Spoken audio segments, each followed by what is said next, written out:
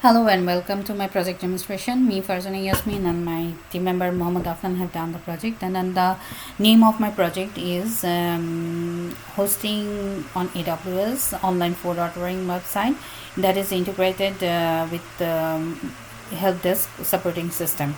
So you can see here I have the home page. And about us page, which will display the information about the restaurant.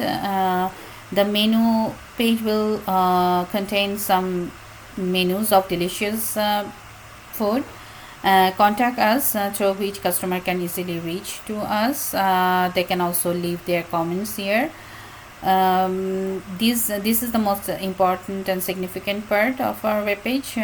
We have integrated this support system because this we realize that this support platform is for restaurant owners who will take online orders, and they can open a ticket here with this independent watchdog service, so they can easily monitor the data or any type of information or issues from this website, from this site. So because Uber Eats and DoorDash, Fedora, etc. don't share the data, for food scammers can easily scam many restaurants before detected, and the application will give the restaurants a chance to report the scammers as we are collecting data and flag potential scammers to report them to the Uber Eats or Fedora as an independent watchdog. That's why. So to configure this, I have installed some plugins. So if you can see here that I have used Elementor plugin to edit the page and create help desk for the support system, and these are the most important menu and order reservations. If I go here, I can see.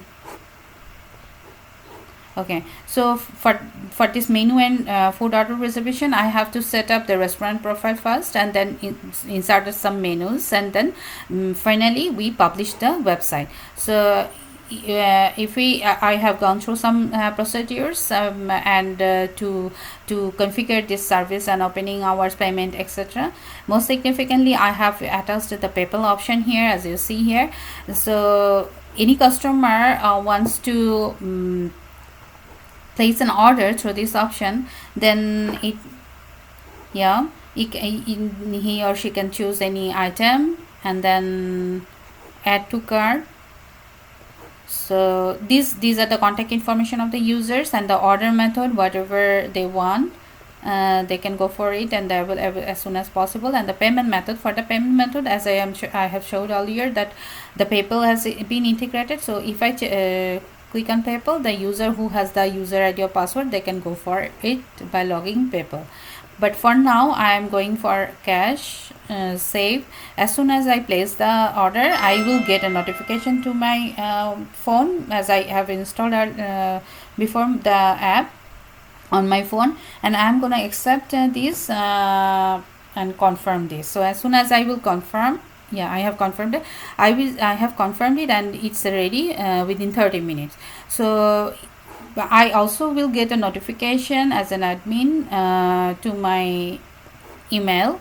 These are the notification that the order has been placed for this user, and the user will also get a notification on this email address that the order has been placed. So these are all from my website. So let's jump into our AWS site. For AWS, I have created an VPC, that is I have named it project VPC. So under this project VPC, this VPC I have created in non-Virginia region, and I have split within two availability zones. My instances are resides within two availability zones, availability zone 1A and availability zone 1B. The routing tables for the public routing tables, it is attached with the IGW, and for private routing tables, I have attached with NAT instances. These NAT instance will help to route the private traffic to the internet. And I have attached this internet gateway with my VPC, as you are seeing here.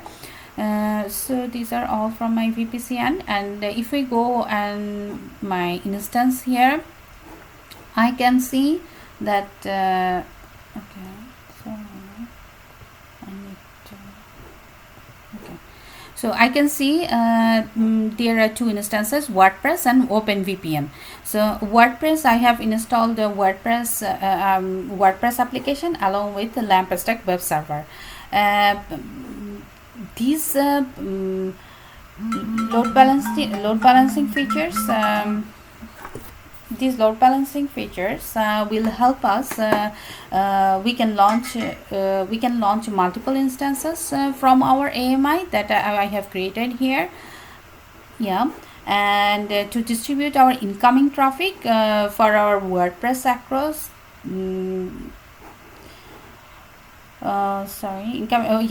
For our web application across these instances. So similarly, we have also applied the auto scaling features. If you see here that our desired capacity and minimum capacity, I just put 111. This feature will detect when our any instance or application is unhealthy, then it will replace automatically to maintain the availability of our application and to scale out the EC2 capacity up or down automatically based on these criteria that we have defined here. Also, I have created an IMA rule here, S3 full access. So I also created a bucket here, technical project bucket, so that it will store all my S3 object data. Here I created a SNS topic because whenever my instance will shut down, it will send an email to this email address that my instance has been shut down from this time or since this time or something like that. Route 53, I have used this Route 53 to deal with the DNS so that to route the traffic so that my DNS name will be converted to IP address to be routed to the internet. Okay, the most important thing, the most important thing, the RDS, relational database. So I have used this relational database and the Nginx MySQL community. I placed it in this one region. This will store all the WordPress data.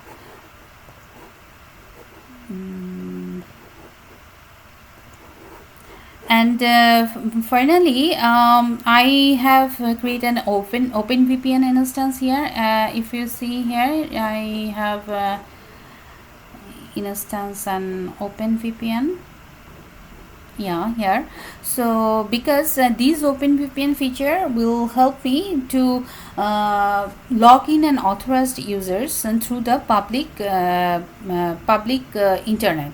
And it will also benefit us to log in through my private IP addresses instead of public IP. That's why I have used this OpenVPN.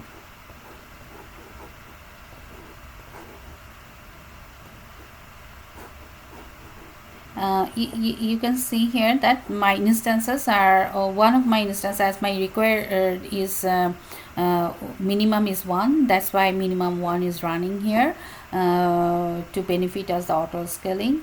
And the load balancer, I have used the internet facing load balancer. The listener port is here 80 so that all traffic will listen on this port. So I think that's all. Thank you for watching.